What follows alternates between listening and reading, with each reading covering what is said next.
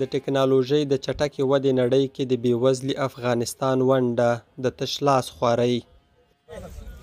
دا بې پیلوټه الوتکه د ننګرهار پوهنتون ساینس پوهنځي زده کړیالانو جوړه کړې.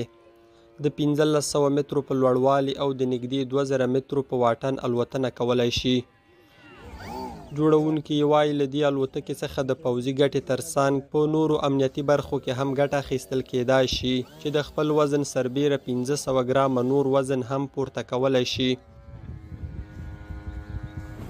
دغه ریموټ کنټرول F-22 الوتکه 3 محصلانو په ګډه د 1 میاشتې په اوږدو کې له ساده او لومړنیو توکو جوړه کړې.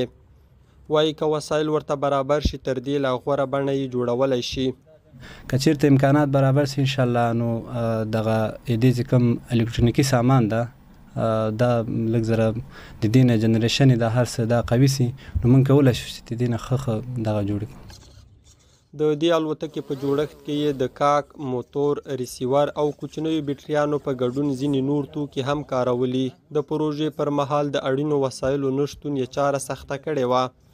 غټ مشکل دا و چې زموږ د وسایلو کمبود و. د وسایلو کې موږ ډېر زیات مشکلات لرو ځکه د یو ځای نه بل ځای نه ډېر تکلیفونه او زحمتونه په دې باندې وایستل چې دا موږ پیدا کړو. د الوتکې جوړونکي وایي که څه هم لومړنۍ هڅې یې 1 میاشت وخت ونیو خو که وسایل او مناسب ځای ولري د دا ډول الوتکو جوړول ورته اوس یوازې د 3 ساعتونو خبره ده.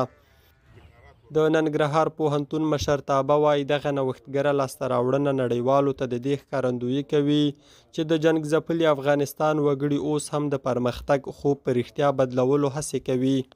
منګه د نورو ممالکو سره داسې استادان او داسې با تجربه اشخاص لرو چې هغوی سره مو روابط قایم کړي دي چې دوی مستقیما د هغوی سره په آنلاین بڼه باندې د خپل موضوعات شریک کړي. دا یو ډېره لویه لاسته راوړنه ده.